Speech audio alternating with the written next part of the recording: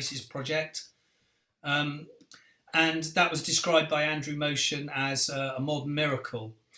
And Chris was also a Fellow of the Royal Society of Arts, a chair of the Modern Poetry in Translation, author of The Thoughts of Betty Spittle, a novel, and past winner of a George Orwell Award for his play We Two Boys.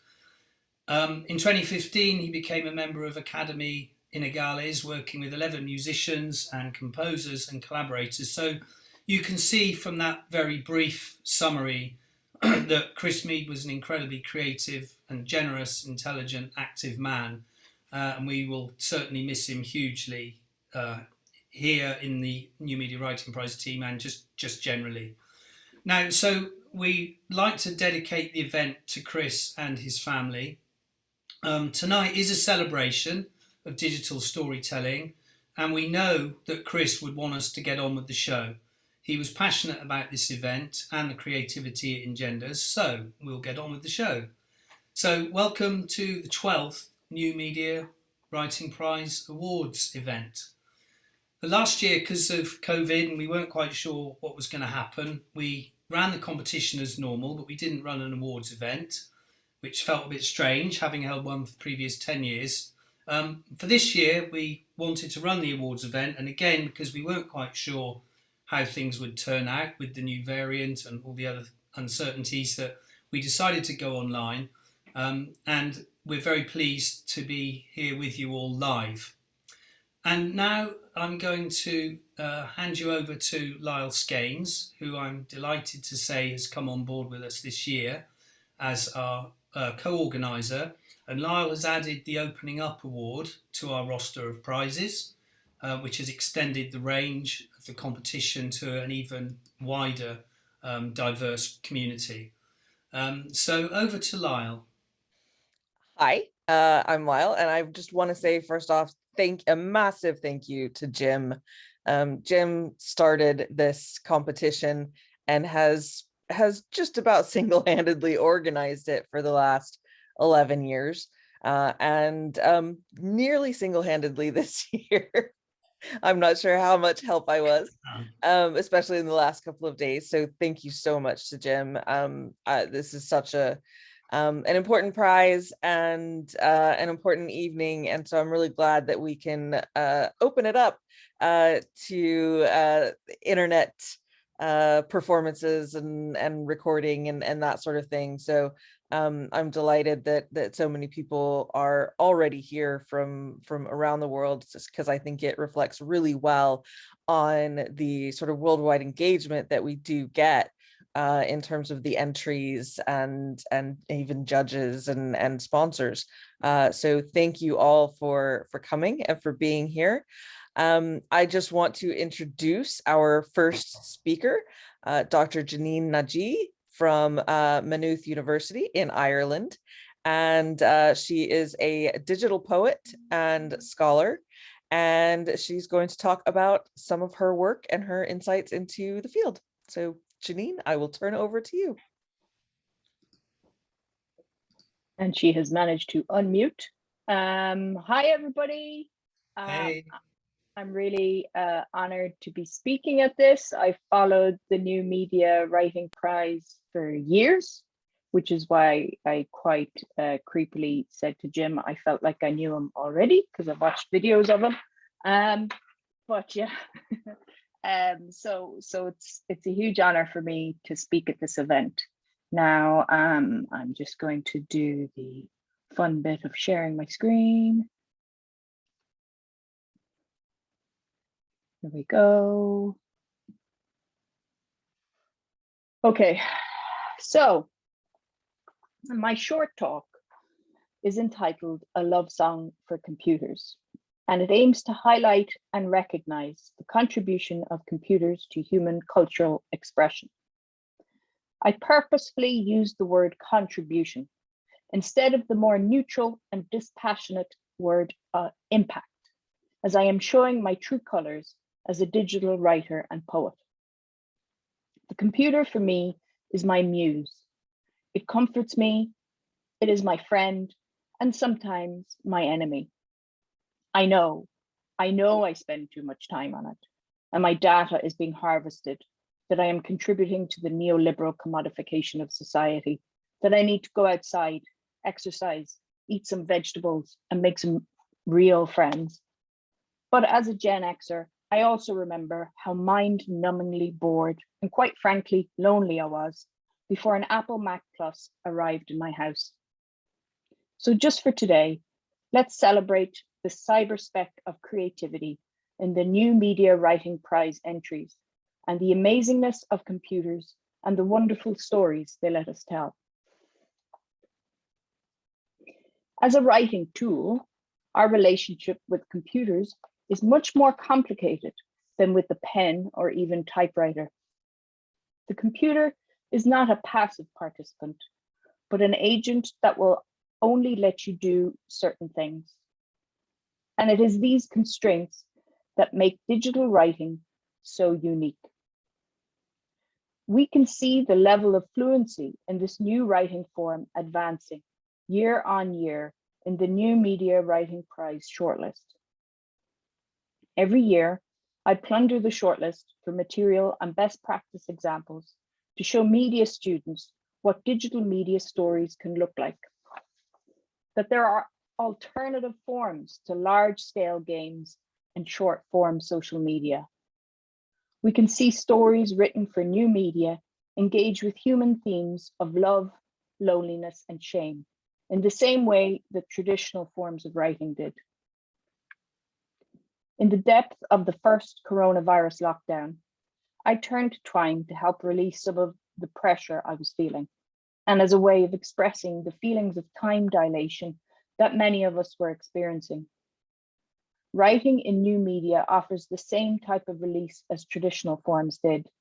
And now that the pandemic has pushed humanity off the edge of the cliff of digital acceptance that we were teetering on, we need stories that reflect our hybrid reality, as so many more of us now spend more time online socializing, working, and playing. Just yesterday, I was grading student assignments for a module I teach in Maynooth University. It's called interactive storytelling. Students are required to create their own Twine story using all original media. In truth, it was originally conceived as a sneaky, creative, and fun way to teach students HTML, JavaScript, and CSS, as Dreamweaver just wasn't cutting it anymore. They also had to critically analyze an existing interactive story.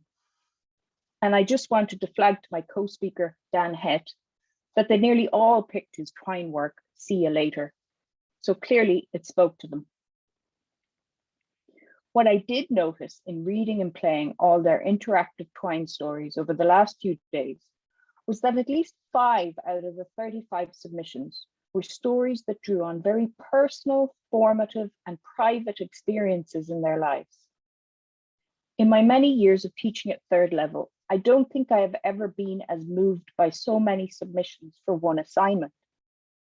It may happen on occasion that you encounter one in a batch, but there seems to be something about telling your story through the computer that allowed many students who have so far completed most of their undergraduate degree online on their own in their bedrooms to share stories that they would never tell face to face. I experienced the same when writing my Twine story, Machine's Wake, in lockdown, in which I buried many things that I have never, could never, would never, will never tell anyone. Digital storytelling can be a transformative practice, and many of us have meaningful cultural and indeed social experiences through computers. There is in a way safety in that. Many of us have lost our capacity to tolerate large crowds, and the intensity of face-to-face communication can feel overwhelming, especially for sensitive issues.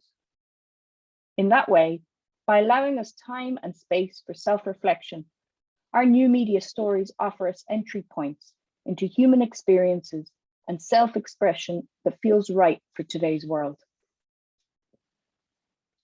We share our world with machines, and this began quite some time ago with the first age of machines, which spanned the early to mid-20th century.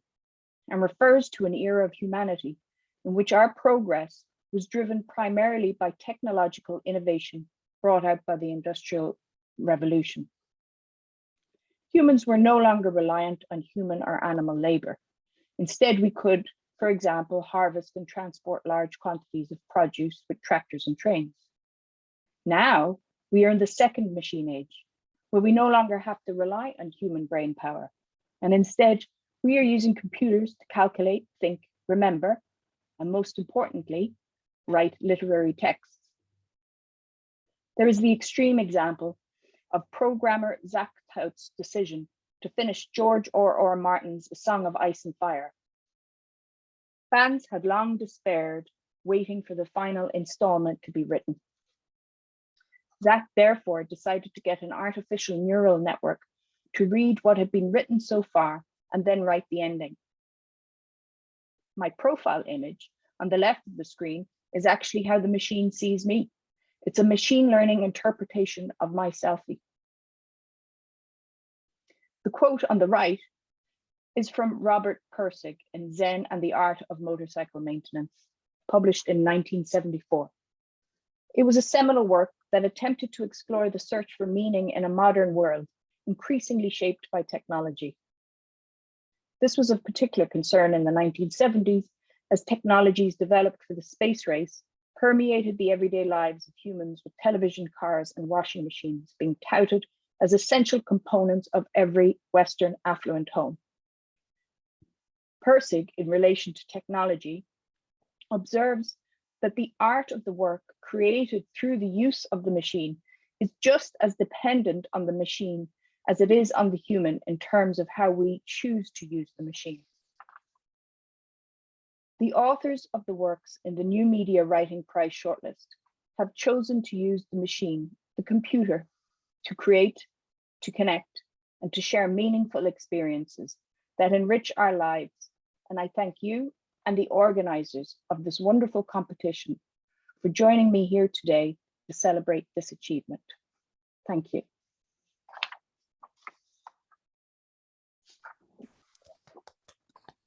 Thank you, Janine. That was lovely. Thank you. Let me just stop sharing. There we go. You're welcome. Grand. All right, I'm gonna hold all of my questions and comments and reactions in, and turn it over now to last year's winner, Dan Hett, who's going to talk about his work in games and new media literature. Thank you. And firstly, thanks, Janine, for referencing my work in your talk, but also more eloquently expressing a lot of my thoughts on this stuff better than I typically can. So I was going to bring slides and images of my work, and actually I realized I'm more into the idea of just waxing lyrical about why I feel so passionate about working in this kind of field, and what my experience has been like judging this year as well, because it has been an honor. I'm going to switch to some notes, so you might see them reflected in my glasses, but let's see how we go. So firstly, it's really nice to have just had the chance to take part in this year's ceremony. As with last year, the pandemic continues to steamroller over everybody's plans. So I'm speaking to you not from a stage, but from my house in Costerdale, Manchester. I am in fact currently riddled with coronavirus, I think is the technical term, along with my kids. So it continues to ruin my day. But it is great to be virtually part of this. And I'm really, really happy that these awards are still taking place. And I'm sure I'm not the only person here who feels like their existence is almost entirely Zoom based, but I'll try and keep this quick and interesting. So the reason I'm here is that, and I am still amazed by this, is that I was the winner last year of the New Media Writing Prize, and as part of that, firstly, I get to come back and waffle about this wiggly and exciting and diverse and challenging medium, which I'm very much about to do. But I also get to join the judges this year and I spent a few days completely immersed in an enormous spectrum of innovative and brilliant work. The whole process has not just been a pleasure, but a real eye-opener and a further confirmation that I think we are in a golden age of creativity, with people like yourselves creating experiences that are truly startlingly, life-affirmingly new. It's such an exciting time to be part of this, and a tip of the hat then to everybody who submitted work to these awards. It's been a true honor and a pleasure. but also incredibly inspiring as a spectator and as a player and as a reader of your work. It's probably worth saying that I'm from Planet Games, really. I use the word games a lot when I talk about this stuff, but because I'm from a games influence background, but it's really worth saying that everything I describe here encompasses stories, interactives, digital arts, and works and experiences that qualify for these awards. I just tend to fall back to the word games as a habit, but I am talking about the full spectrum of what's been submitted. So to add some context to this ramble, I thought I'd quickly explain about my own work in terms of the approach that I took with last year's project, and also how winning the award and looking at my own work more critically has changed my pathway over the last year or two. So I created a work called See You Later. And it was a small-scale Twine game that documented some of my experiences in 2017 when I lost my brother in the Manchester Arena terror attack. It's obviously a very difficult, traumatic experience, and I turned to interactive fiction almost accidentally to record some of my experience in a kind of abstracted sort of way. So it was initially written for myself because I was interested in, or not interested, but worried about losing things, because it was a maelstrom of an experience made up of hundreds of very small experiences and decisions and choices. And I've always written, which as the phrase goes, I've always written, but I really have always recorded and written, right from being an angsty teenager, writing live journals and till now. And the reason I went interactive with it was that Twine and platforms like Twine allow you to record pathways that you did not take. And I was constantly, one of the big things that I churned over during that time was the decisions that I didn't make, and the what ifs. What if I'd said something different? What if I'd done something different? What if I got in the car? All of those things. And so it was almost like a note-taking exercise for me to quantify and shape the possible pathways through my experience.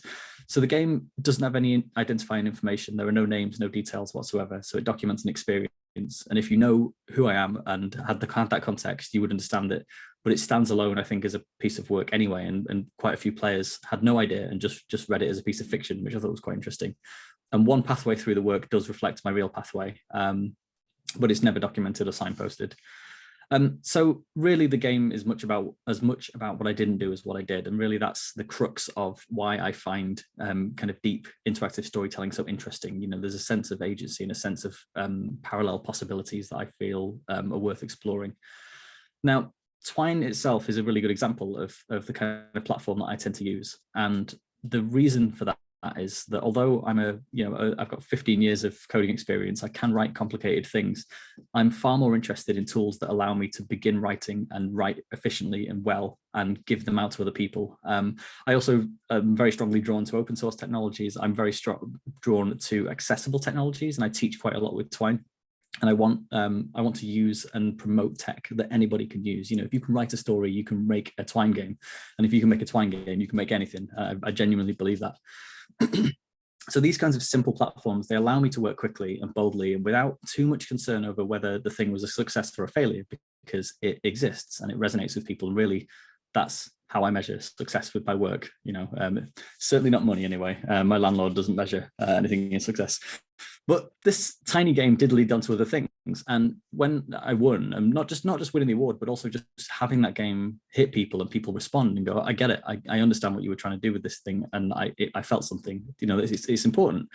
And it kind of planted the seed, really. And so I grew into bigger games and bigger experiences. And I've actually paused my life to embark on a creative writing master's, which starts next week, which is quite exciting. So I'm working backwards from interactive back into fiction, which I think is probably an unorthodox way of doing things, but it feels like the right thing to do.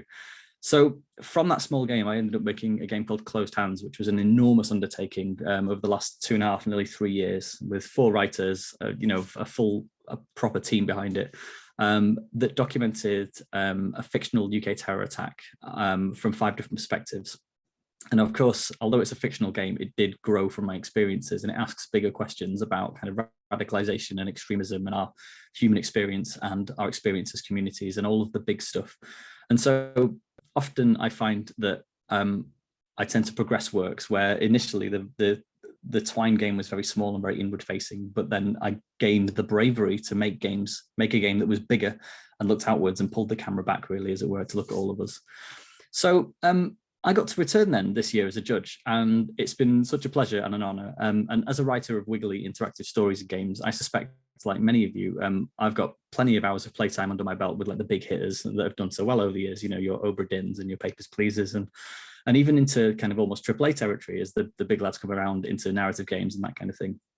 And on the other end of the spectrum, as more of a digital artist and a runner of kind of hack days and all sorts of other things, I've seen and played a million billion wobbly prototypes and narrative experiments that represent people really pushing at the edge of the medium in their own way too, usually via games that look like they have been stuck together with masking tape, but they've got heart, and that's what I want. So the games that I try to make, and of course the games I love to play, and those that resonate most with me as a reader of these things, are somewhere in the middle of those two extremes, right in the sweet spot. The projects I'm talking about, which this awards represent, of which this awards represent the perfect vertical slice, go beyond experiments and prototypes into fully realized projects that tell coherent and diverse and vibrant stories. More importantly, though, these games exist to me below that invisible threshold, after which it becomes increasingly difficult to be really brave. As I think about innovation a lot, particularly in storytelling in the games context, but the point for me is really that once lots of money or many stakeholders are involved, it becomes harder and harder to take true creative risks. Obviously, this isn't uniformly the case, but I do think there's a point at which testing the fences with weird new approaches and bold new experiments becomes too risky for many people. And as a creator or as a team, you end up having to acquiesce and kind of strip back your big idea in order to make sure it doesn't burn too much money or annoy whatever men in suits around a boardroom table overseeing the project. So one of the things that I took from the judging process is that the works here really represent a true diversity, but not just of creator, but of thought and perspective. And this is really exciting because it says to me that we're in an amazing time for those wanting to create works that tell stories that don't necessarily adhere to traditional structures. And I think there are a few reasons for this. Firstly, the knowledge and tech required to create these works has never been more accessible. And this is something I often forget, but it is important. Like, gone are the days where you'd need a software engineering degree and a team of qualified, usually middle-class straight white males just to draw a triangle onto your computer screen. You know, the tools we have available are free or cheap, and we're surrounded by a wealth of not just instructional content, but thriving communities that are sharing their working processes and their insights and their assets.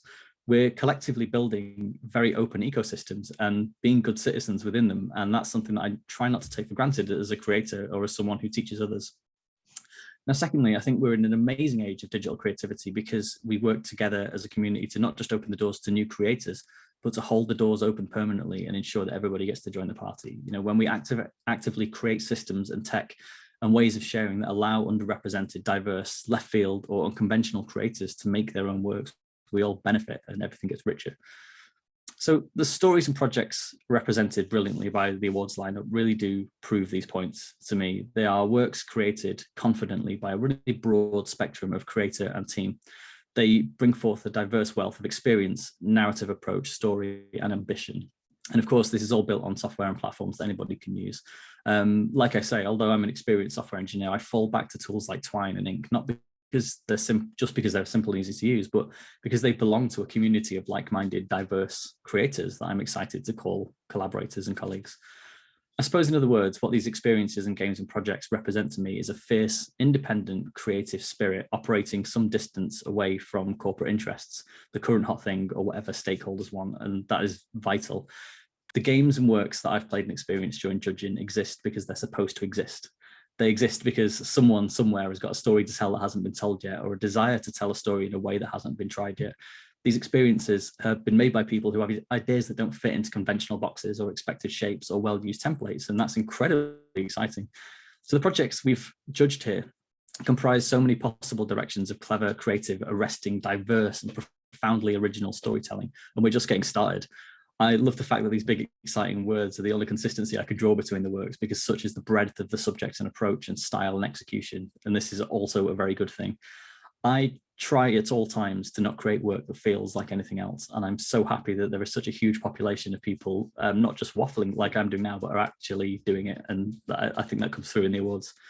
And so I say to those shortlisted and to those longlisted, and to those of you who are still noodling away on some bright new exciting thing, or just getting started, or you've got a fan-fucking-tastic idea in your heads, keep writing and keep making, keep pushing the boundaries of our forms, inspire each other, collaborate, cause trouble, speak truth to power, or make something silly, but make it yours and tell stories in the way that you want to, because there has never, ever been a better time to do it. Thank you. Fabulous. Thank you, Dan. I think that was really great. It's really great to see, because absolutely, I agree that the breadth when I first started judging these is amazing. It's amazing to see what people turn out from all over the world at different ages, in classrooms, in, you know, whether they're independent artists or game developers. It's amazing what you get, and that you can see. And I'm delighted that we could share the long list this year for the Opening Up Prize, because it means that a lot more people get to see the breadth that we see. So that was very cool. So thank you both to Dan and Janine. We're going to open it up for Q&A. Jim and I have some questions and comments, but please, if anyone would like to ask questions or participate in discussion, you can put your hand up. You can throw a question or comment into the chat, and I will happily convey it for you to either Dan or Janine on their work. Yeah, so I think just to get us rolling, just a quick question. I think Dan really articulated well the notion of accessibility and how important these open tools are that we're able to use and to share with one another, and how they form communities. And Janine mentioned that she uses Twine for teaching. I'm assuming for a lot of the same reasons. So just sort of question for both of you to talk about, and Janine, if you have a chance, to talk about the communities in the tools, and the communities that you found as artists, and what sort of interactions you have, and how those have changed you or led to new work and new ideas. Are we both going to do the polite thing? Janine, after you, if you've got something. Yeah, in terms of the communities, I mean, the open source community is huge, you know, and the knowledge, and probably Twitter, you know, the people more sharing their work and their encouragement, and the ability to just make something without spending any money, that you can download something, make it, and put it back out there. And what's really great is you stick it up and you do a tweet, and your friends go, hey, that's great. They might have clicked on it. They mightn't have clicked on it, you know, and you have no idea whether anyone's seen it, or do you really mind, but you've done it, and this idea has been in your head for a while, so you want to get it out there. And then 6 months later, you get an email out of the blue from someone who goes, hey, I really like that thing you made. And it just makes your month, to be honest, you know. So it's the communities are very important. And then of course there's the large amount of resources which are just available out there, so you can train yourself. And when I'm teaching my students, that's the most important thing I try and get across to them, because they're like, well, how do you do this and how do you do that? And I'm like, I don't know, look it up. And because in a couple of years, there's no point me teaching you this exact technique, because what I'm trying to in fact teach them is look, engage with these communities, find the stuff that's out there, and most importantly, give back when you're finished. Yeah, I think just to add to that, so the idea of open source is something that, as a software engineer, I depend completely on open shared technology and have done my entire career. But I try to apply that to as much as I can outside of software as well. I now write I write words more than I write code. That was a terrible sentence, ironically. But the notion that you can be a good citizen in the same way by sharing things, and whether that's teaching or just making your stuff available. You know, in my particular case, Closed Hands, for example, was a large scale project. It was a big thing with 6-7 people building it, but we went the Arts Council route out on purpose because we didn't want to have to sell it. We wanted, because it was a social good project and a teaching project. We set it up in such a way that once we'd been funded, everybody got paid, but we gave the thing away for free, and it will remain free forever. And that, you know, a few people said, do you not want to make money from this? And I've said, well, to be honest, we've been modestly paid, but I think there's a lot of karma involved in going, okay, well, actually, we're making this available as widely as possible for the right reasons. And I think we're probably going to open source the code for the game as well, because a few people have said, oh, how did you make this? And it's kind of like, well, I lose nothing by sharing this with the community and with people who are interested. You know, I regularly send, I've sent my Arts Council application forms to dozens of people quietly via email, because I just think that it's up to us to kind of foster that openness in order to grow as a community, I think, if that makes sense. Thank you very much, both. We've got a question from Mary, which has popped up in the chat. And I don't know if Mary would want to add to this, but her question in the chat is to both of you: how much do you think that the tools such as Inkle, and I guess you've touched on Twine a bit, contribute to a writer's work? And if you want to add to that, Mary, please chip in. I think really I want to add to, yes, I do. Thanks, Jim. In terms of learning as well, learning resources for students, but also generally for writers. And the other thing I would add to the question is, some are free and some are not. How will you know what to pay for and what not to pay for? Thank you. For me, one of the things that I think is quite interesting is that the prominent tools are the free ones, and that for obvious reasons that's going to be the case up to a point, but I think it's more that they are community projects, and I think once you've got a momentum behind something, there's like the community behind Twine is Twine's best feature, really.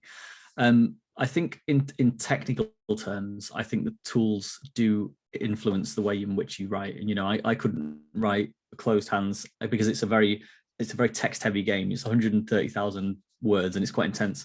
And I think that the flavor of that prose is different because I selected ink to write it. So it's not kind of branching and step by step. It's very kind of top to bottom. So I think there is always a balance because the difference between you writing traditional prose and you writing interactive kind of wiggly prose is that you are intrinsically tied to your tools up to a point, I think. And that's, the prototype for Closed Hands was Twine. It was the most elaborate Twine thing I've ever made, and it was terrible, but it did the job.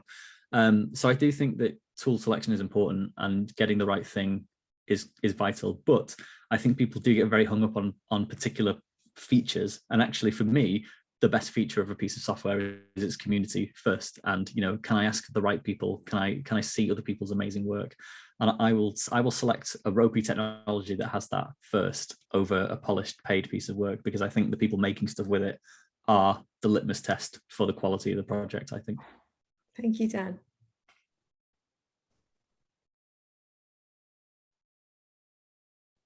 Fab. Thank you, Mary, for that question. Again, if anybody has questions, you can put up your hand virtually or stick them into the chat.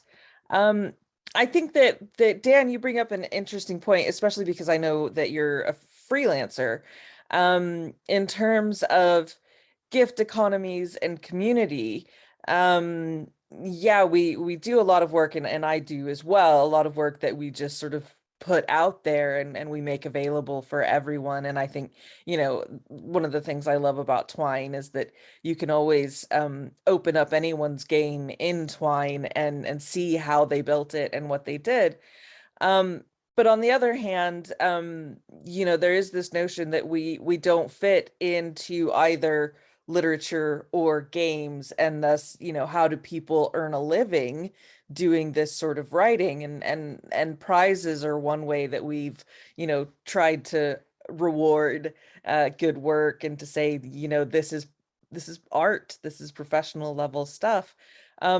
What do you both think about that sort of tension between needing that community and having a really rich community exchanging works, and sort of needing to exist in a world where you pay rent and buy groceries. Well, I mean, hasn't it always been that way for writers? You know, so we're just being consistent in that sense. That, you know, so many people write and create, and not many people are in a living from it, you know, and a lot of writers have day jobs in which they're doing something else to keep, you know, so it's the same with a lot of arts, and we do live in a capitalist society, you know, so it is not valued as much as it should be, but it never has been. And that also makes me think of what Mary was asking as well, about how much the tools influence the work. They do enormously, but technology has always influenced stories. So I just see it as a natural progression. Now, I do know it's different. There is something different in the digital that we haven't had before. And that's where the commodification of products sort of becomes interesting, in that, you know, so many of the online platforms are commercialized spaces. But it is very interesting to see how the open source movement is gaining momentum. Yeah, I think I'd agree with that, and I just add, from the trenches, it's really fucking hard making this sustainable, and by that I mean, like, it's difficult, isn't it? Because you put value on things, and as an audience you value work, and I will back things and support things and go to shows and whatever, and that feels like my part of the transaction, as well as shouting loudly about things. But that, I think, tops out after your kind of core audience, and then I still have the other 90% of my bills to pay. You know, in my particular instance, I do a lot of software design for people. I've got other stuff that I hang from things, and I don't know many people who, unless they're working for big companies, will be able to exist solely through, you know, making experimental narrative work. You know, I had one person stop me quite aggressively, I would say, and he said, "I can't believe you're making money from this, you know, this whole thing, this tragedy." And I genuinely laughed, because I kind of thought, well, if this is like getting rich from making long form, ultra challenging experimental fiction is the worst get rich quick scheme I have ever conceived. But I also think that you can hang a lot on being an artist and being a creative. You know, teaching, like imbuing other people with the knowledge pays the bills, but it's good for the soul as well. You know, it is tricky though, and I think that you know, it's been particularly keenly felt during the pandemic. I had a horrible couple of years, but I still regard myself as one of the lucky ones, because I'm still creating work and I haven't had to transition into something else too badly. Whereas I know a lot of my, you know, colleagues and compatriots have done, and it is tough out there. But I do think there is value in persisting, and, you know, these stories need to be told by people and continue to be so. But regarding what the actual answer is to make this sustainable for everybody, I don't know. But if anyone knows, please let me know. I realised I asked a question earlier and I was on mute, so hopefully you didn't notice me mouthing away with no sound coming out. I was interested, Dan, you talked about structure. You talked about the fact that, you know, digital media, Twine and so on, Inkle, could do things with traditional structure. And I'd like to ask both of you, because Janine, you write poetry, and I'm wondering with both of you whether how much you have felt you were challenging traditional structures, and what changes you think the digital tools you've got have brought to the structure of your storytelling, your expression. And one of the reasons I asked that, actually, I will just add, is that, you know, I work with students at Bournemouth University, and we talk a lot about structure. It's one of the things that really gets everybody interested. What can we do with the beginning, middle and end, if you like, if we're talking about narrative? But obviously, you know, it's a bit more complex than that. So how have the digital affordances affected structure for you guys? I think that I'm in a crossover area, and that's where I like to operate, between digital storytelling storytelling and digital media and more traditional kind of structure. I think which is why I've gone backwards into starting an MA on writing a novel writing, creative writing MA, because I started writing very, very broad, very experimental stuff. And actually Closed Hands is a very, very linear top to bottom narrative. There's a lot of overlapping strands, but the stories are very linear. And it was kind of a light bulb moment where I went, oh, I think I'm writing a novel here, and that's what I want to do, and that's where my heart is. And so I'm quite interested in where the crossover points are. You know, we've seen things like, I don't know, Bandersnatch, for example, the Black Mirror episode that you could play, and there was the simplest possible choose your own adventure structure, but it was for a new audience who'd not seen it before. And that structure, although all of us are old hands at this stuff and go, yes, I know how to pick door 1 or door 2 50 times over a story. I thought it was quite interesting seeing new groups of people and new audiences have their minds just absolutely obliterated by the notion that they can play through this thing. So really, for me, it's about the bit I'm interested in is kind of pushing these things out into in front of new people, I think. And like my approach to writing traditional prose now has been affected by the work that I've done interactively. You know, like the actual narrative structure within linear text is now quite jumbled and quite experimental as a result of working so broadly in digital. So I think succinctly, the bit I'm interested in is meeting points between media. And I think that these elements of craft are not siloed. I think they are very, very well connected. And I like to push these things together where possible. And Janine, how about with your own work? Yeah, it's all about structure. You know, I mean, like I get even as a digital poet, so poetry is particularly structure and form defined. So I not only get angsty about that line between literature and game, but I also get angsty about that line between poem and story. And so if I'm creating works, I'm like, is this still a poem? But the experience can be poetic, but the form may not look like a poem anymore. So, but I mean, that's the fun bit, really, isn't it? And how do we maintain genres within this digital medium that allows us this mutability of form? It's not an easy question to answer, really, but it's a very interesting one to play with. Are we still, or have we yet got to the point where we're talking about the genres that we talk about when we refer to books and films? I mean, are we talking about, rom-coms and horror and, all of that, or are we breaking those boundaries down as well? I think we're probably creating new ones. I mean, just look at the sort of gradual deterioration of genres, which we all recognized in films, which are really, we're not seeing produced in those films produced in those type of genres anymore, rom-com, or, the form is moving to a much more long form, interactive and mutable. But yeah, I think we still use the thematic genres, but the form is changing. Yeah. But I'm sure we will also become a bit jaded with these forms. And then we'll be moving into the immersive environment, and we'll be talking about how dead the screen-based genres are these days. Yeah.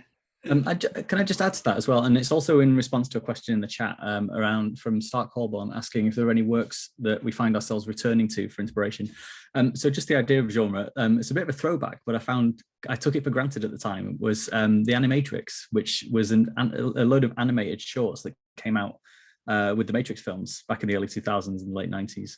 And I watched them at the time, and there was also an Enter the Matrix video game. So if you were an angsty teenager with black nail varnish, as I may have been then, that storytelling on the surface was great to me. But thinking about it now, there was a lot of genre crossover and a lot of this sort of transmedia kind of cleverness that was way ahead of its time. You know, we've got a whole world in films crossed over with animated shorts, all of which you need to see and experience in order to have a cohesive kind of picture of the world. But then there's also there was a full online MMO that had its own narrative, like with the blessing and the help of the Wachowskis, that also added to the events of the story, and the whole thing was canon. And I found that really interesting. And I don't know if the world was ready for it properly then, or people realized what had been done there and how clever it was, where you'd had completely siloed art forms that had complete control over centralized people, in that, you know, in that case, the Wachowskis. And I think about that kind of thing a lot, and how were we ready for it? Because that blew my mind. It really, really did. And I find it so interesting that stories and worlds being built between art forms and across media have different meanings to different people in isolation, but can form part of a really cohesive whole. I find that kind of thing like almost kind of, it's kind of like a backward inspiration for something that happened I was going to say 10 years ago, but more time has passed than that, 20 years ago.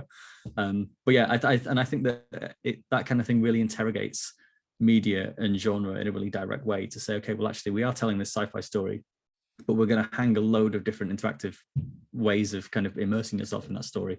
And whether you take part in one of them, if you're watching the film at the cinema, or you're playing the game, or you do both, you're still getting an understandable and usable kind of slice of the narrative. So yeah, I just wanted to throw that out there, just in case anyone's 20 years late to the party like I was. Thank you. Stark's question, if you haven't all seen it in the chat, was are there any works that you find yourself returning to for inspiration when you write or create? And Janina's mentioned an interactive called Gorogoa. I don't know that piece, Janine. Do you want to tell us about that and why that's something that you come back to? And Stark has also said he loves it.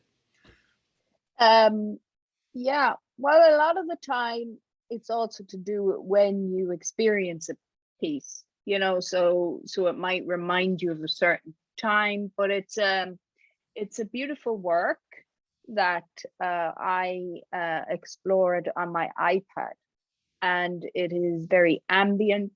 It is beautiful graphics and atmospheric audio in the background, and it tells a story of a sort of a journey through time and dimensions, and you have to solve little puzzles to proceed, but there's still a narrative thread to follow, and I found it very soothing, you know, to play and experience. So I do go back to that sometimes for that experience. I'm going to look that one up. And I also stuck How to Pet a Cat in there by Neon Grey, which is a Twine one, which is freely available now, which is just a very short Twine piece that is quite authentic to the experience of cat petting. That's good. I just saw the film the other day, The Electrical Life of Louis Wain, about a guy that made cats become possible as pets in the Victorian period. So cats are on my mind at the moment. I'm going to look that one up as well. Thank you so much. Are there any other questions coming from the audience? Don't be shy. Haven't seen any in the chat. Happy to throw them out there. Okay, well, maybe we've come to the point where we will move on. How do you think about that? How do you feel, Lyle? Anything anybody wants to throw in? Speak now, forever hold your peace. Okay, cool. All right, great. We can yeah, Janine has put it out in the chat that feel free to ask on Twitter. I've been tweeting a bit from the New Media Writing Prize handle this evening, and so both Janine's and Dan's handles are in those tweets, and so feel free to like and follow and keep the conversation going. Excellent. Well, thank you very much, Janine and Dan. That was great. Really brilliant start to the evening, and claps all around. So we're going to move on now to start to look at the awards. And I will just say that this year it's hard to know what we expected really with you know COVID and how much work people would be doing. But actually, I think Lyle and I were talking this morning, and we said that you know the diversity in range has been incredible, and we've had more entries this year probably than ever. And that you know there's a huge number that we couldn't long list or short list inevitably. But I do just want to say that you know it is really amazing to see work coming from right across the planet, from all kinds of different people, individuals, collaborative teams, you know, and so on. So that's been brilliant. One of the things that Lyle has brought, apart from being a fantastic help, although she was being very modest earlier on, in getting things organised and taking a lot of the weight off of that job, is that she brought the Opening Up Award with her this year, which has been amazing. And if you've looked on the website, Andy Campbell, who runs our website, put all of the long list on the website for you to vote. I think it's too late to vote now, but this year you've been able to vote for your favourite piece. And so I'm going to hand over to Lyle now to talk about the Opening Up Award, which is the first of our awards for tonight. Thank you. Yeah, the Opening Up is something that I've been running for a few years off and on. It started as a project, part of a project called Reading Digital Fiction, that I was on with Alice Bell and Astrid Enslin. And we were really interested in, and it lines up nicely with the New Media Writing Prize, because we were really interested in showcasing works that aren't just for scholars and academics and sort of this sort of let's push the boundaries of postmodern literature and that sort of thing. And we were interested in the discourse that's coming from indie games developers and authors, fiction authors who are moving into more interactive pieces and sort of trying to find their way, and who may not be part of the sort of academic world of electronic literature. And we also wanted to introduce as many new people to new media writing as possible, because we like it, we think it's pretty cool.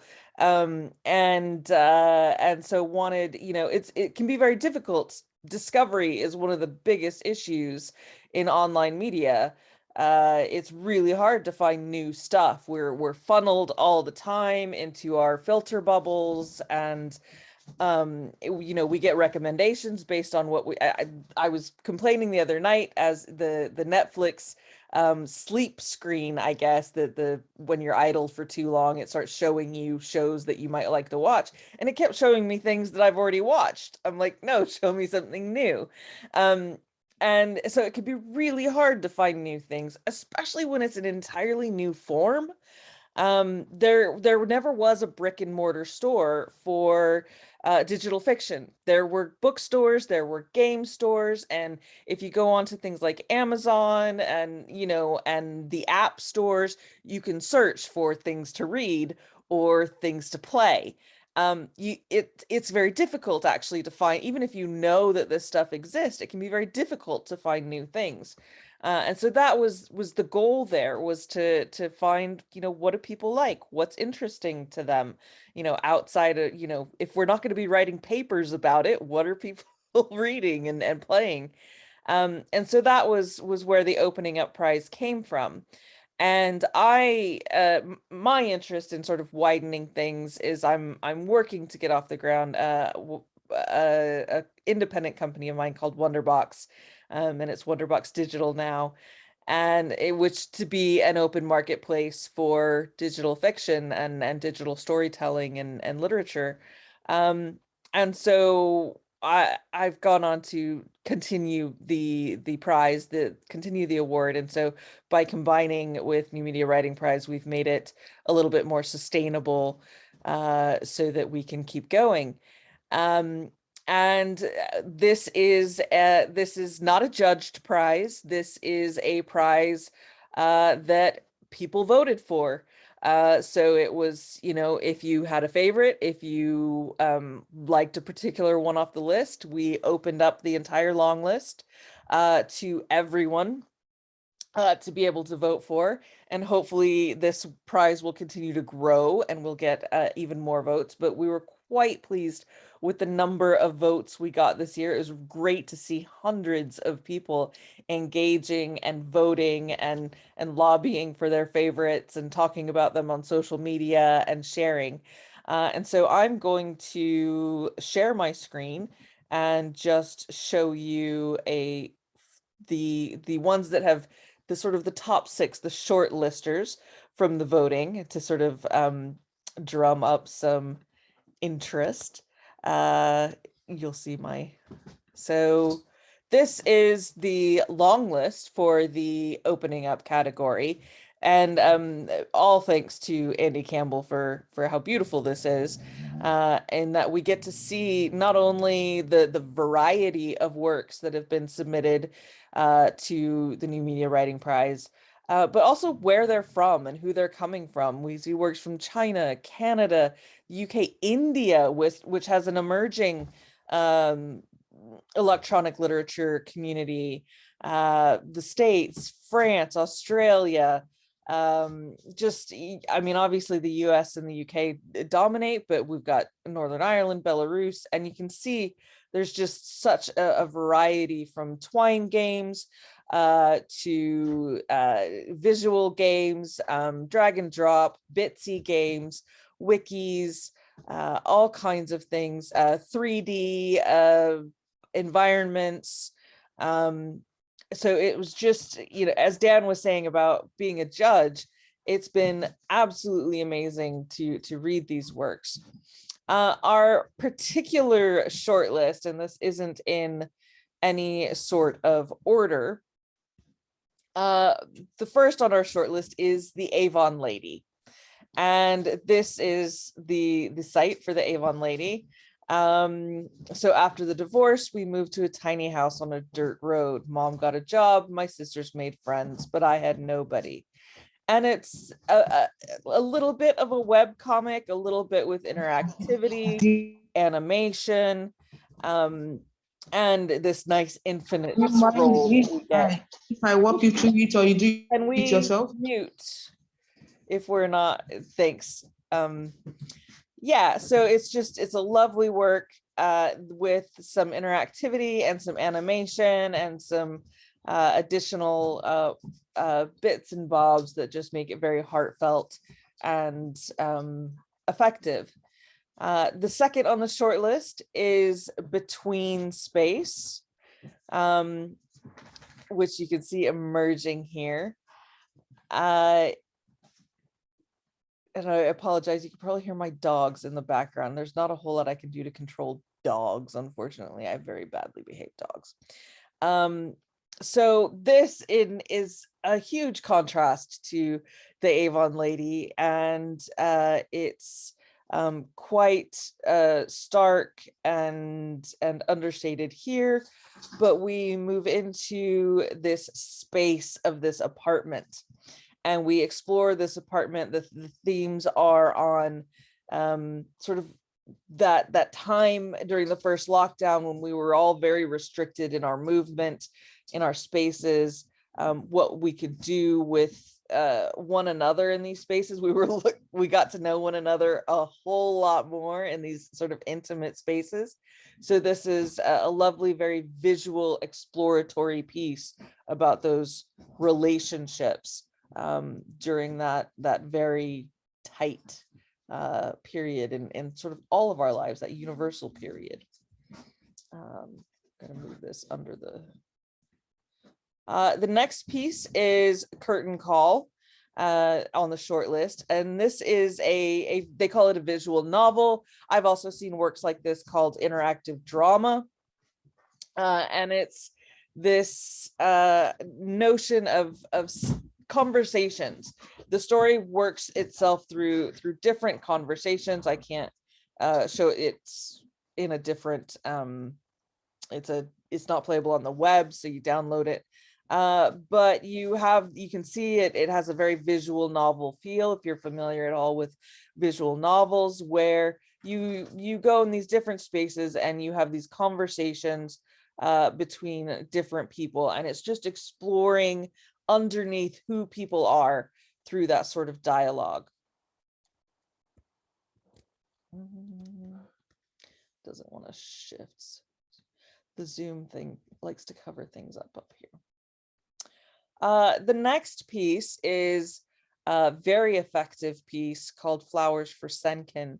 And this is sort of a puzzle of memories and experiences from people in from Soviet prisoners of war, the prisoner of war camp Stalag 352.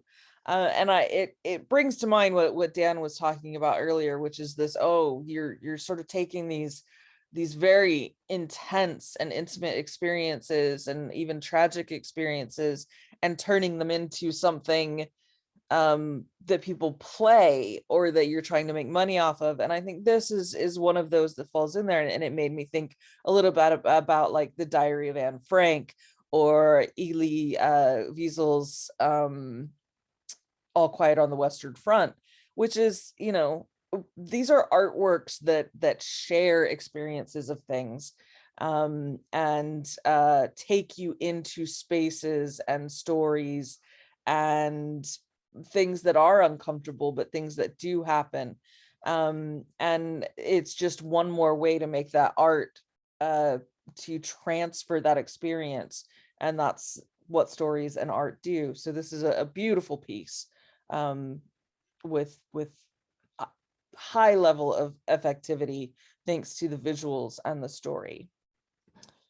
The next work is Manzil, and it is a twist on Bollywood narratives. It's very in the style and feel of Bollywood and that sort of first person narration, the drama, the melodrama, the soap opera, and you kind of get to that agency of works is prominent in this piece. And so you get a bit of dancing and music and drama and soap opera, which makes this work quite fun. And finally, on the shortlist for the Opening Up Prize is Something to Remember. And this is a really interesting work in that it is in a 3D space, and you sort of explore and hit these different elements of narrative. You can see in this screenshot that it's raining, and so the raindrops are formed of words, water and rain and cloudy and wet and liquid, and you interact with the actual text in a 3D space. So I highly recommend going and checking this one out from our long list as well.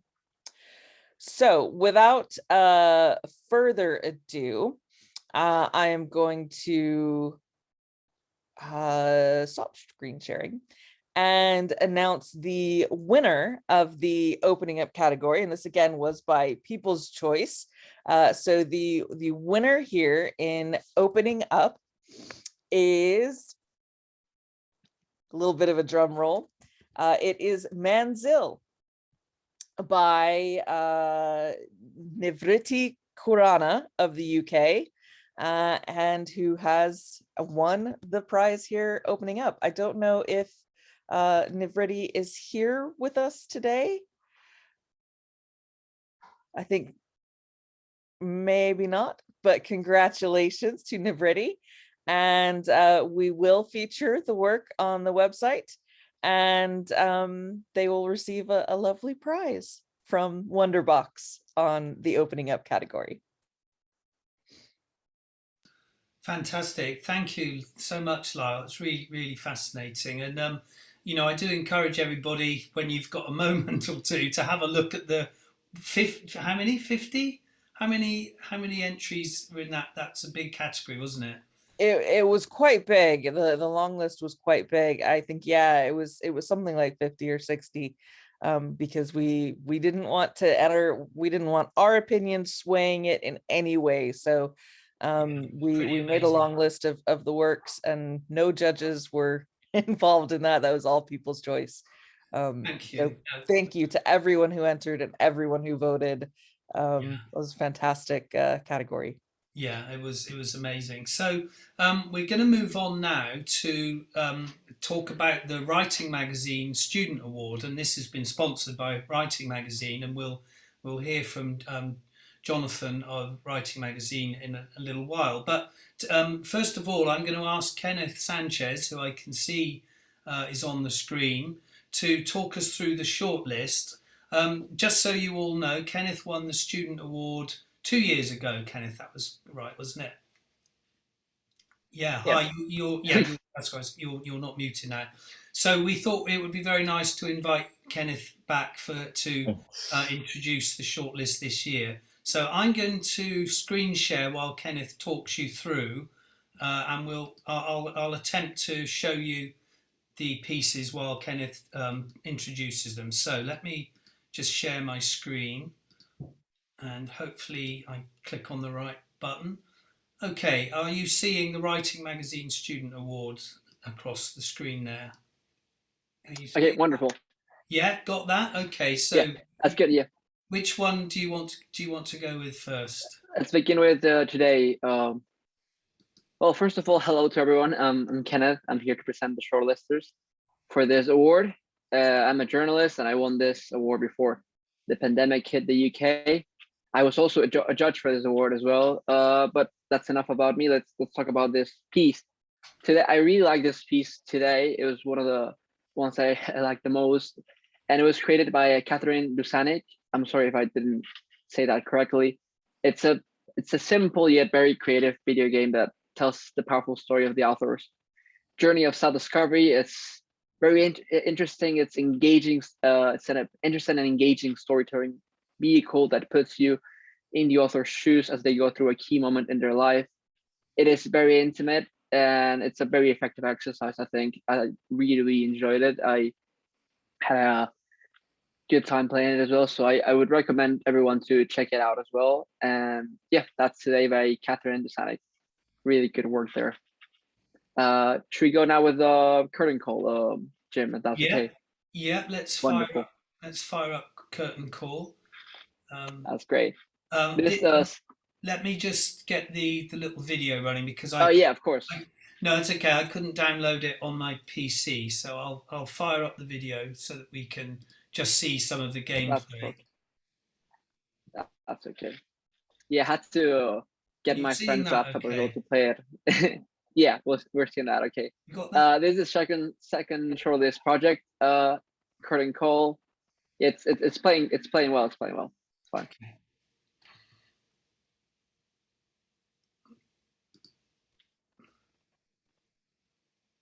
That's great. So this project is called Curtain Call. It's created by Mason Sabrahal, Zach Northrop, Melody X Wang, Ashley Ware, and Jake Willie Kanowitz. Again, sorry if I didn't say that correctly. It's a wonderful constructed interactive visual novel that tackles the issues of expectations, pressure, and how we present ourselves to the world. It's very engaging. It's very effective as well. I played it with my friend when I had the chance, and it was really interesting. I thought it was very profound, and I really enjoyed it. I think everyone who wants to have a shot at this should go and play it. It's very, very interesting, and you'll find it to be as well quite touching, besides the entertainment part of it. And I think it's very, very effective. Now let's go with At Nightfall, the Goldfish, which is the final entry here. It's created by Melody Moo, and this is really, really good. It's definitely creative and effective as a non-linear narrative. It's different to the previous two because it's not a video game, but it's beautifully written. It explores interesting themes with ease. It's very compelling. It's very I said this before, but I want to say it again. It's very well written, and I had a blast reading it. You can read it in very many different ways, as you can see on the screen. It's a story that's non-linear, so you can play with it and see it in whatever way you can, read it in whatever way you can. I think it's great. It's a great piece of work. I like the interactive part of it, and obviously the story is really, really cool, and it's very very moving as well. So I think everyone should give that a read, and just interact with this wonderful way of telling a story. Thank I think you. that's me, Jim. Yeah, it's been a competitive category with a lot of great projects, and good luck for the winner that I'm not gonna introduce, but over to you, Jim. Thank you, Kenneth, very much for running through that. And I think just to reiterate that, as Lyle said, we had a lot of entries, more than we could show here. But the range, the diversity, the different genres, the different approaches are very impressive. And everybody in this category is a student at the time that the piece was made. So it's important to say that. So I'd now like to hand over to Jonathan from Writing Magazine, who are our sponsors for this prize, and ask Jonathan to announce the winner, please. Thank you, Jim. Hopefully some of you will know Writing Magazine. If not, we're the biggest writing magazine in the UK. I like to think we're probably the biggest in the world, but they won't let me say that. And I'm here as I suppose a bit of a representative of the dusty old media, really. We don't get a lot of chance to publish in our print magazine interactive works or anything like that.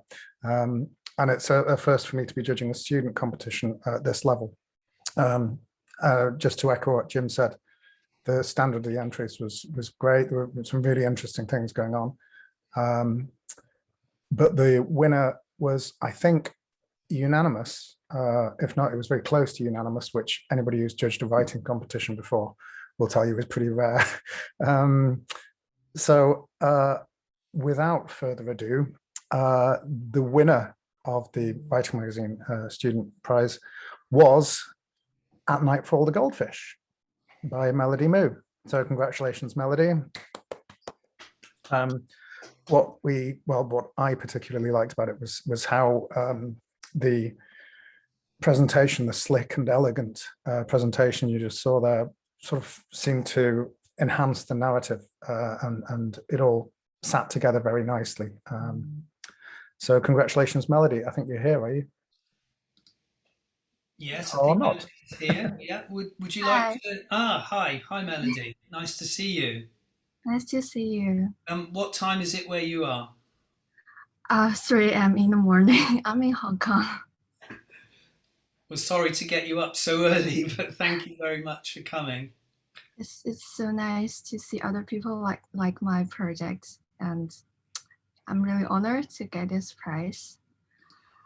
And I need to say it's hard for me, I'm a Chinese girl, to write in second language, but I think digital literature is a really interesting way to show the story, because I like experimental narrative in a non-linear way to show a story and give my audience freedom to choose how to read a story, to experience it.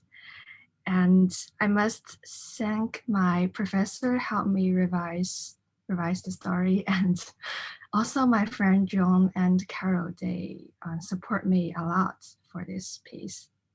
Yes, and thank you for seeing my project, and I've been very grateful to this prize. Yes, thank you. Oh, thank you very much. Congratulations. So it's a lovely piece. And Congratulations, that was wonderful. Thank you. yeah, and we'll be in touch in due course to organise your prize for you. Jonathan and I will have a chat and sort that out.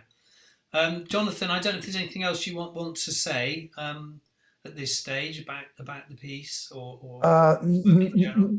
No, I just loved it. Yeah, yeah, it's a beautiful piece. It really was. Well done, Melody. Thank you very much, Melody, for coming along. I don't know whether you're going to go back to bed or whether you're up now and you're going to have an early start, but thank you so much. I think I need to go back to sleep, and Yeah.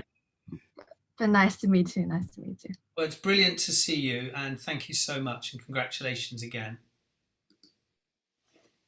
Bye-bye. Oh, well, that's fantastic. It's great that Melody could be here from Hong Kong, and I suppose it just illustrates, in one sense, that there are some benefits to being online, because I don't suppose Melody would have flown over to Bournemouth if we'd run the awards event in person. So it's nice that she was able I couldn't get there myself, Jim. No. I'm only in Huddersfield. No, fair enough. Yeah. So that's the benefit of being online anyway. That was lovely. And thank you so much, Jonathan, and also obviously to Writing Magazine for sponsoring this award, because it's brilliant to support young people. And just thinking about what Dan and Janine were saying about, you know, communities of writers and access to technology, it's very, very important, in my opinion anyway, that, you know, young people dip their toes in and have a go and produce work of this kind, so that the field continues to evolve. So that was brilliant to see. So we're going to go on now to talk about the FIP Digital Journalism Award, and we're lucky to have had FIP sponsoring this award, and we've got Jamie from FIP later on. But first of all, I'm going to ask Brad and Mary, who have been judges for this prize over the last few years. And since we introduced the Journalism Award, we've seen some amazing work. And Brad and Mary are going to talk you through the shortlist, and I'm going to attempt to show you the pieces as they talk through. So I'm going to screen share again, if I can do this properly. Are you seeing the Journalism Award shortlist? Give me the thumbs up. Yep, thank you, Jim. Okay, lovely. Right, so you tell me how you want to go. Okay, well, I'm just going to give a quick introduction, and then I'll just go with my three, and then I'll hand over to Brad. Brilliant, thank you. So I'm delighted to announce the shortlist for this FIP Digital Journalism Award, and I'd like to say a really big thank you to FIP for stepping in to sponsor this fantastic award, because it means so much, you know, to the entrants. And we have young journalists across the world that submit, as you can see from the entries we've had in the shortlist. And particularly when they're in the early stages of their careers, and, you know, they need to gain confidence. And this really helps with that, as well as having a nice accolade on their CV. We have so much talent in this award that I've seen over the years. I really have been honoured to be a judge previously. So the shortlist, I'm going to read out my first three, and they are Egypt Youth Centres by Hagar Hesham, which demonstrates first-class storytelling skills with this articulate, engaging article featuring an Egyptian woman's quest to find karate training facilities. A really nice angle on the story there, and very well presented with lots of infographics, and thoroughly engaging. Then we move on to Belarus, and that is Flowers for Senkin by Maria Ivanana, Anna Gorovaya, Svetlana Ben, Marina Semashenko, Antolia Pedorovska. I apologize if my pronunciations were slightly off there for some of the names. I do hope you'll forgive me. Such an immersive experience was this online article, which used really engaging lots of disciplines, multimedia storytelling disciplines. It portrays the harrowing story of a medical officer and the prisoners held in Stalag 352 in World War II.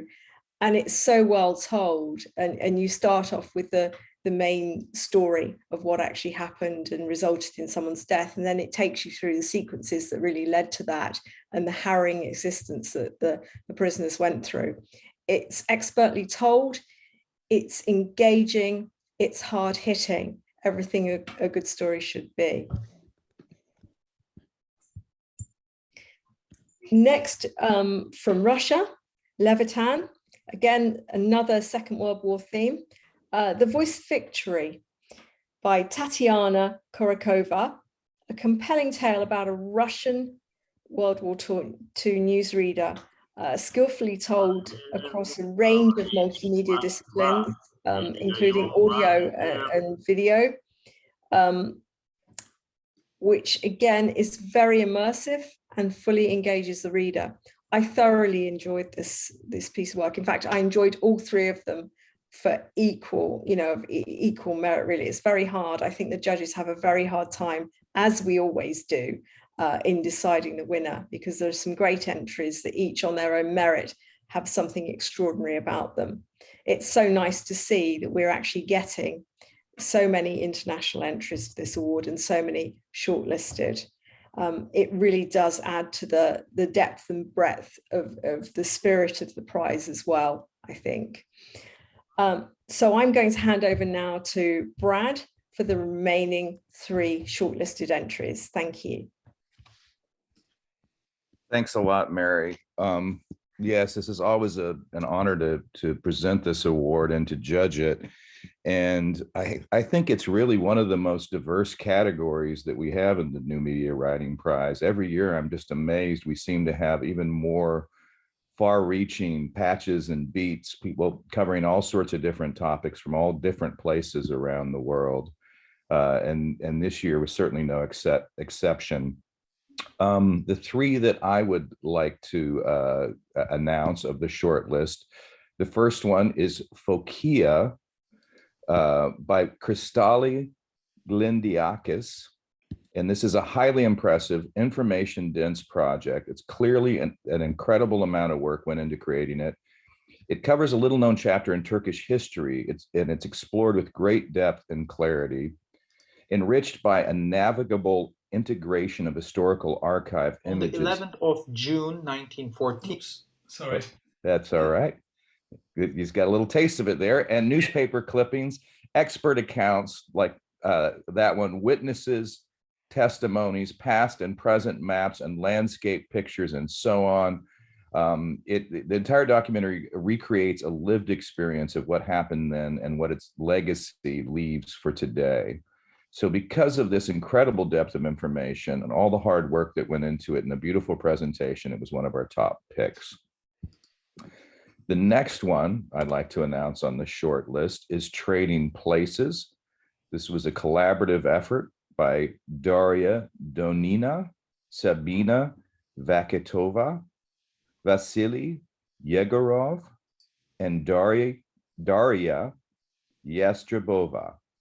This ambitious project does a great job tackling an extremely timely and important topic, the global refugee crisis. It does so with compassion and journalistic integrity, presenting a balanced approach that is nonetheless punctuated by writing that challenges the audience to feel empathy for refugees fleeing for their lives.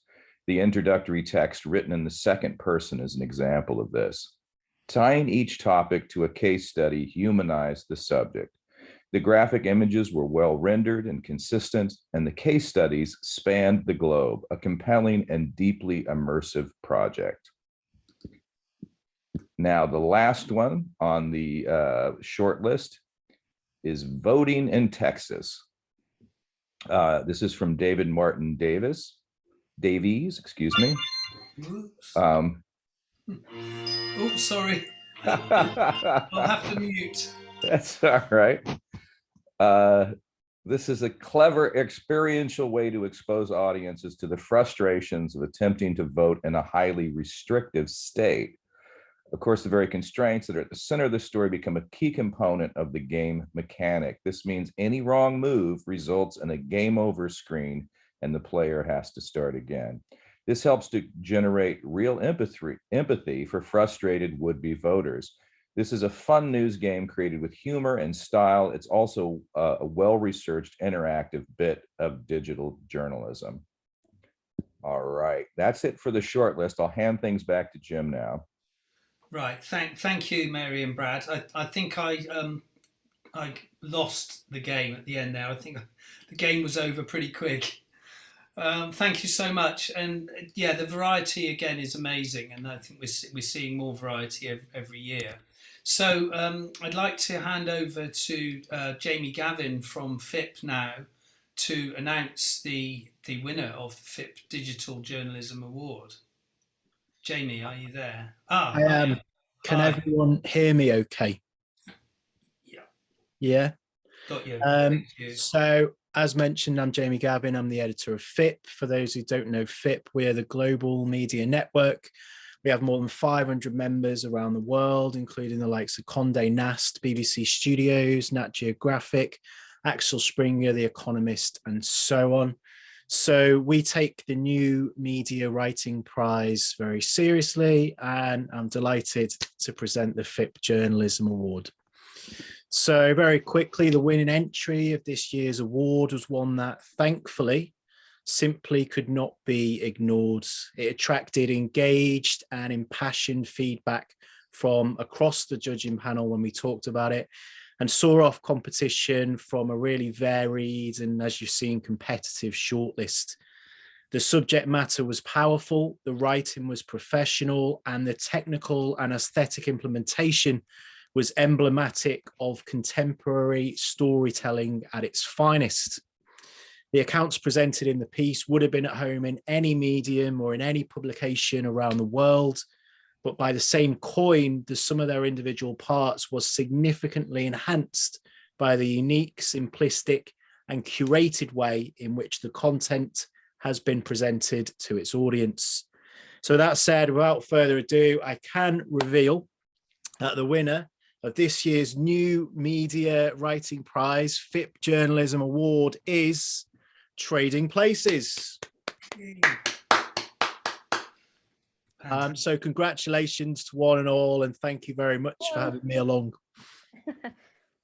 And we have, is it Darina here? Daria, hello. Daria, hello, yeah. Hi, nice to see you. Thank you for coming. Yeah, thank you very much. Yeah, it's a great pleasure to receive this prize because we've been looking at this award like for a few years and couldn't find a right piece to send for your jury and for your reactions. And we're very glad that our piece is mentioned and appreciated. So, well, I'm really pleased. Thank you very much. Thank you for attending as well. It's lovely to see you. What time is it where you are? Just so we have an idea. About 10:30 p.m. Right, okay, not as bad as 3 o'clock in the morning in Hong Kong, Yeah, but sure. thank you so much for being here. That's brilliant. Congratulations. Congratulations. Thank you. Jamie, I don't know if you want to say anything to Daria while she's here. No, I just thought it was a fantastic piece of work. I actually personally really liked the gaming idea, but when I looked at it on the full breadth of the work in front of me, I felt that we had to put Trading Places first because it like I say, it wasn't just the content and the subject matter and the journalistic delivery, but the real finishing touches were the way that it leveraged the new media angle, and it didn't do it for the sake of doing it. It wasn't a gimmick or, you know, just something for the sake of it. It was really well executed and really professional job. So well done. Very much. Thanks. Thank you. Thank you so much. Mm-hmm. Thank you, Jamie, so much for being involved, and thank you, Daria, for coming along. And we'll sort out the prize in the next few days. We're running nicely ahead of time, which is also a testament to the technology, because any of you that have been to the awards evening at Bournemouth University will have seen us trying to juggle the laptop and the projector and the PC and all the other bits of technology. Zoom obviously is a very efficient way of doing this. So that's cool. So we're going to move on now to talk about the If Book UK New Media Writing Prize. And this is the award that we've run since the very beginning, the one that Chris Mead's organisation, If Book UK, have sponsored. And I'm going to run through the shortlist, and I'm going to show you the videos which the authors created, because Lyle and I had a chat about this earlier, and we thought that it was probably the nicest, but certainly much more attractive way of showing you the work than listening to me talk. So I'm going to show you the shortlist, and we're going to look at the videos of the 6 shortlisted pieces, videos made by the authors themselves. So we'll just run through them in the order that they appear on the website, and we'll begin with The Weathering by Eva Hall, who's from Kansas City in the USA. So we'll have a look at. Oh, hang on, I've gone to the wrong. Clicked on the wrong thing, which was inevitable. There we go. Can you see and hear? Hall, and I am a writer, an animator, and an educator based out of Kansas City, Missouri, USA. I am honored to have been shortlisted for the 2021 IF Book UK New Media Writing Prize for my story, The Weathering. The Weathering is an interactive web-based narrative film about a woman who, after the death of her husband, obsesses over finding his spirit and connecting with him in the afterlife. Her inability to accept his passing leads to unforeseen consequences, namely a visit of supernatural origin and a reminder that some fates are worse than death. This modern Gothic horror story combines web-based text and image, sound, and video to immerse viewers into the shadows of this sinister tale. It is a mixture of e-literature, digital illustration, and stop-motion animation that brings to life a grim yet inherently touching account of the power and price in loving what can be lost. This project took me 4 months to complete, working out of my little one-room studio in Kansas City. Through this project, I wanted to explore a multimedia approach to storytelling through an interactive film that incorporates audience participation and stop-motion animated puppetry. As the story of Lillian and her husband Douglas unfolds, the audience can directly control the pacing and immersive audio and visual qualities of the narrative through interactive moments that reveal parts of the story.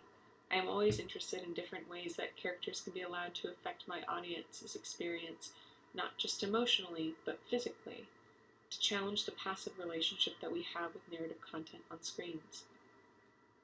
It is ultimately a film about the courage it takes to love what can be lost, and how to come to terms with the inevitable unknown. The Weathering can be read, seen, and heard at theweatheringstory.com.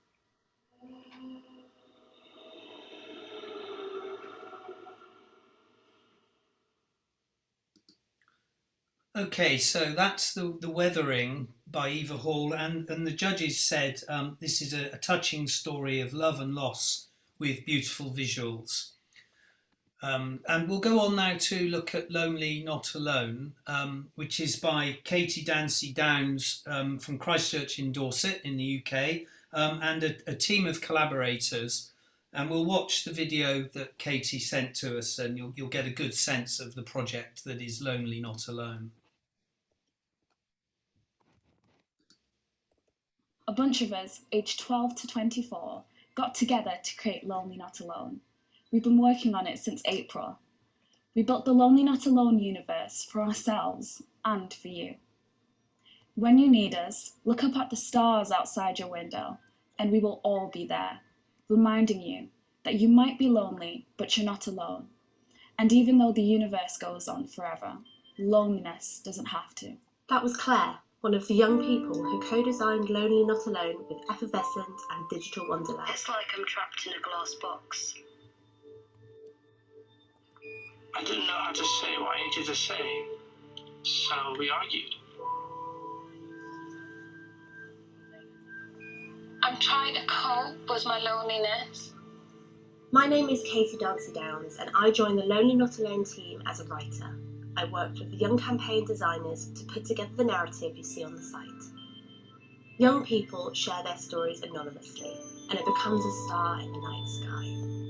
Each star joins with the 10 beautiful constellations, bringing together young people with similar experiences of loneliness.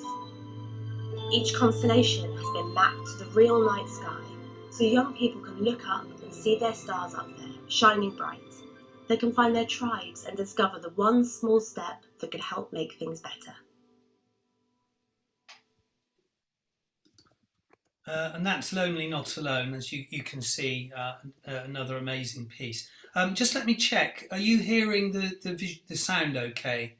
Yeah, okay, good, because I'm not quite sure what you're hearing coming through your own mics. Right, so we'll go on to look at 4 months earlier, which is by Russell Quinn, originally from the UK, but now based in Los Angeles, and we'll have a look at his piece. My name is Russell Quinn, and I created 4 months earlier one of the shortlisted entries for this year's New Media Writing Prize. I am originally from the UK, but now live in Los Angeles, California. I have worked in digital storytelling for the last decade, co-creating the Silent History in 2012 and the Pickle Index in 2015, but 4 months earlier is my first solo project. In 4 months earlier, Linda is visiting Russell in Los Angeles where he now lives. It's based on a real hike that I did with my mother 4 months before her dormant cancer started to spread, and I returned to the UK to be her caregiver. The game requires the player to walk both Linda and Russell along the trail to the top of a hill. Linda has been experiencing leg pain and is walking with a stick. In order to chat, the player must balance both characters' walking speeds so that they remain within earshot. I use this core mechanic to recreate a natural and free-flowing conversation. Because the characters can walk and talk at the same time, I'm not stopping the action for dialogue. Speech becomes part of the scenery at times, but the overall result is, hopefully, something more affecting and powerful. Russell and Linda often struggle to find a conversational rhythm. Topics can be fleeting as they run out of steam, or someone changes the subject out of discomfort or boredom. Fragments emerge about breakfast that week, about memories from 30 years ago, about how Linda's garden will survive while she's away, about her cancer and who will care for her if she no longer can. 4 months earlier is a peaceful meditation on family relationships in the modern world, providing space for contemplation about our duties to each other during the 20 minutes of gameplay. It is also part of a larger project called Linda and Joan, a narrative game about a British family where you play as Russell, Linda, and Joan, son, mother, and grandmother, switching between them to help the family cope with a series of traumatic events. 4 months earlier is part 1 of this story and a free standalone experience. Part 2, the main Linda and Joan game, is currently in development. Okay, so that's 4 months earlier. A beautiful meditative piece, the judges felt. So we move on to Hi8 Video Rentals, made by Stark Holborn from Bristol in the UK. And we'll watch Stark's video, which summarises his piece really neatly.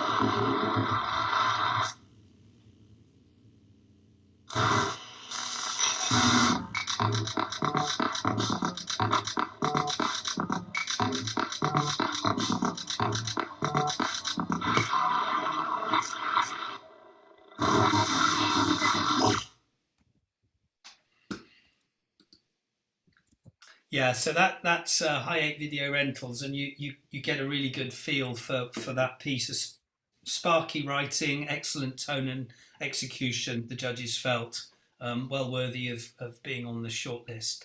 We move on to All of Me, The Twine, by Caroline Horton and Alex Swift, who are based in the UK, and we'll watch their video.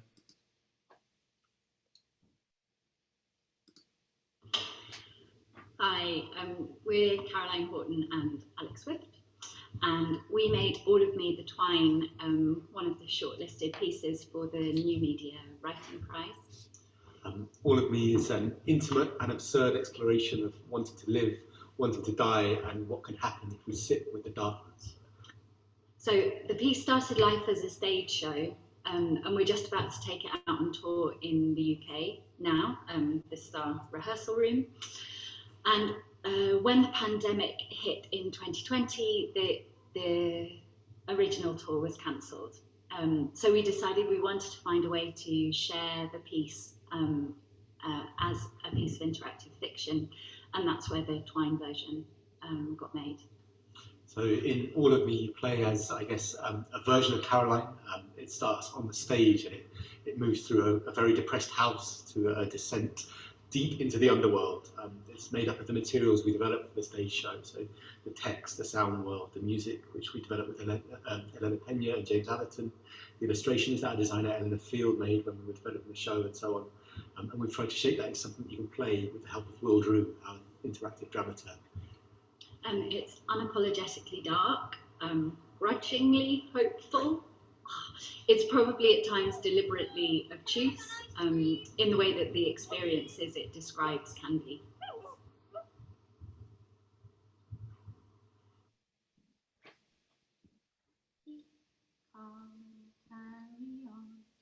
Keep calm and carry on. Keep calm and carry on. Keep calm and carry on. Keep calm and drink your tea. Keep calm and stay smiling. Keep calm and carry on and on and on and on. To All of Me, The Twine. And the final piece in the shortlist for the If Book UK New Media Writing Prize is Neurocracy by Johannes Troyens, originally from Belgium, now based in London. And we'll watch Johannes' video. Hi, my name is Johannes Troyens, and I am the creator and co-developer of Neurocracy, a science fiction hypertext game in which players explore the Wikipedia of the year 2049 and solve a murder while they're at it. Neurocracy plays out entirely across Omnipedia, a fictional near-future equivalent of Wikipedia. The first episode takes place on October 1st, 2049 and is available online. You can check it out right now by going to omnipedia.app. The main hook for diving into Neurocracy is a murder mystery. The first episode opens with a high-profile assassination, and the Omnipedia article of the victim offers plenty of reasons why someone might want them dead. This turns every piece of information on Omnipedia into a possible clue, as well as an avenue of exploration into the near future of 2049 and how it reflects our present day. Every writing and design decision came from the core premise of using Wikipedia as a medium for a fictional story world, with Neurocracy repurposing Wikipedia's available systems as storytelling tools. For example, its revision history allows Neurocracy to tell episodic stories across sequential article updates and edits. Neurocracy's 10 episodes were released on a weekly basis in the summer of 2021 and came together with the help of a community of players who joined hands in Discord to solve Neurocracy's murder mystery, with their findings and working theories influencing the direction and writing of each subsequent episode. In this way, Neurocracy's final shape materialized through audience interaction, and the ongoing discussions between players are now just as much a part of Neurocracy as the pages of Omnipedia. I continue to be overwhelmed with the reception Neurocracy has received, with press coverage calling it a fascinating experiment in narrative design, a tale that explores many pressing contemporary issues, and a lesson in media literacy you didn't know you needed. I'm incredibly pleased and honored that Neurocracy is up for the New Media Writing Prize, and that it's sharing the stage with such amazing projects. Thank you for your kind attention. Thank you, Johannes. So those are the 6 shortlisted pieces from a very large long list. And I think before we go on to announce the winner, I just want to say for myself, looking at the long list, thank you to all the judges for the huge amount of hard work that they've all put in all the categories, because we have an online judging forum and all the judges talk to each other over a pretty long period of time. They've looked at all of the entries and made their comments and their views and come to their decisions. So I must thank all the judges for their hard work in putting together this, what I think is an incredibly diverse shortlist of brilliant work. Now, let me stop sharing for a moment. And I'd now like to hand over to Dan, if Dan's still with us. Yep. Dan has been brilliant to come tonight, having got COVID. I think that deserves an extra, probably a special award of some kind. I'm not going anywhere else, am I? Dan was our winner last year, and he's very kindly offered to announce the winner for this year. So over to you, Dan. I'm a bit nervous about this. I've never announced a winner of anything before. It's very exciting. So what I'll do is I'll announce the winner and then maybe just feedback a little bit of our thoughts as a judging panel on the work. It was a very, very close thing. The feedback on this project was extremely high, near unanimous again, which I think is quite rare in these things. And the quality, like it was the winner of an extremely high quality field. It gives me great pleasure to announce that the winner of the New Media Writing Prize this year is Neurocracy. Congratulations! Woo! Well done. Well done. So I'm going to turn over. I can see Johannes is on the list somewhere. He's probably shouting and jumping up and down somewhere. And so yeah, just to feedback my thoughts on the game. It takes a lot to truly fry my noodle with this stuff, and Neurocracy was an approach that I've just the scale and ambition of the way it told its story, both internally and with the community, completely blew my mind. The manner in which I felt immediately absorbed by its world and its storytelling was genuinely new, but all of the stuff I said about new, bold, arresting, innovative kind of approaches to narrative are exemplified by this project and the entire list, but Neurocracy in particular for me, it really did do something that I have never considered, and I truly couldn't follow it. I genuinely was blown away. I don't know, Jim, Lyle, if anybody else wants to throw in any comments before we turn over to Johannes. If Johannes is here, we'd love to hear from him if he doesn't mind presenting himself to the world of the New Media Writing Prize. Are you there? I can see you. Yes, hello. Hello. Hi. Am I coming through all right? Loud and clear.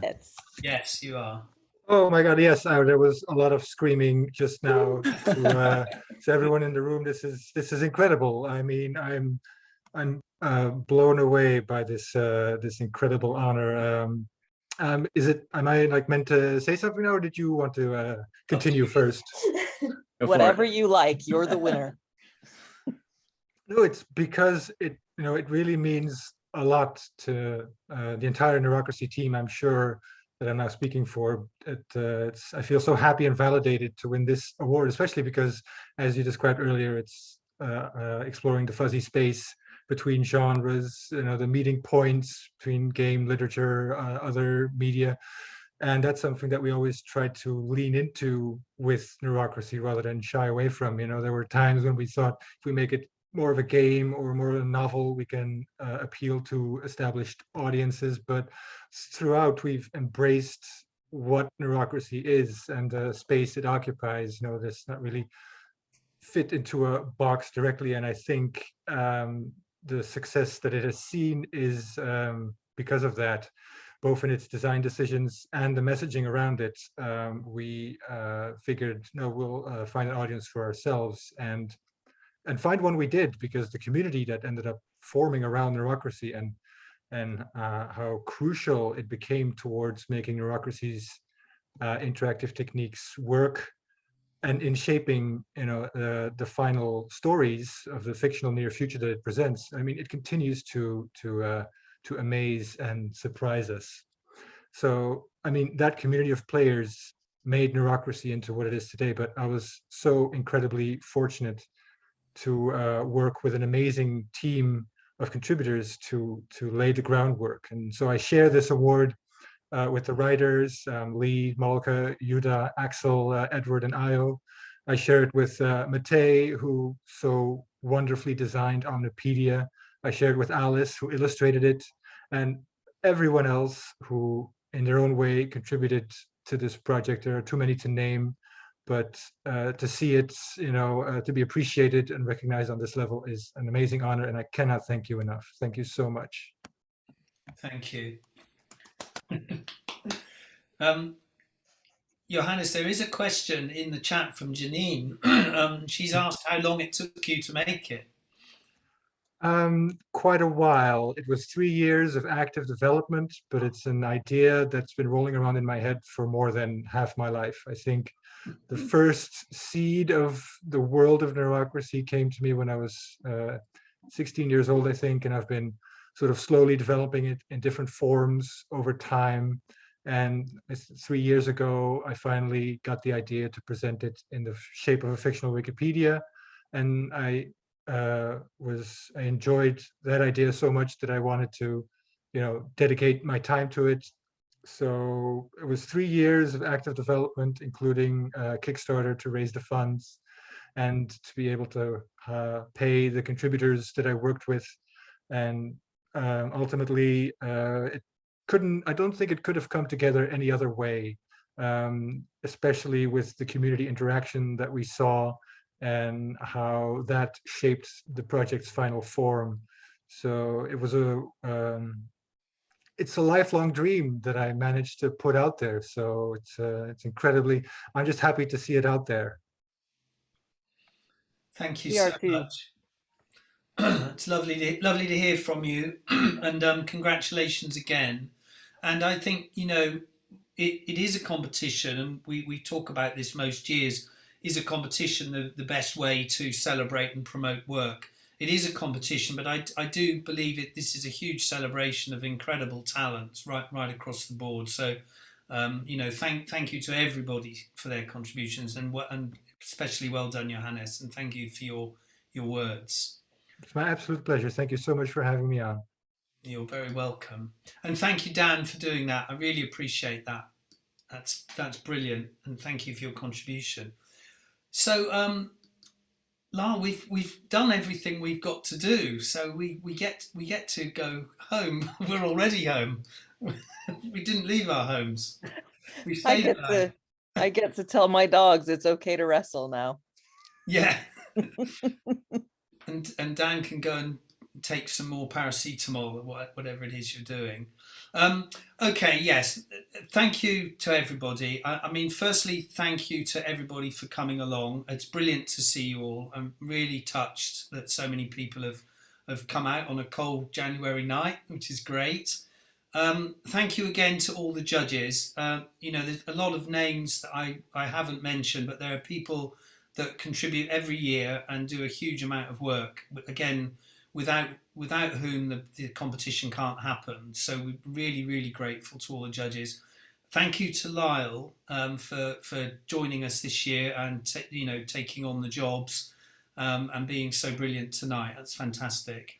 I'd like to thank Andy Campbell as well. I can see Andy's here, for doing brilliant work on the website this year, because we put a lot more pressure on Andy because we were going online, and he's done a brilliant job with the website.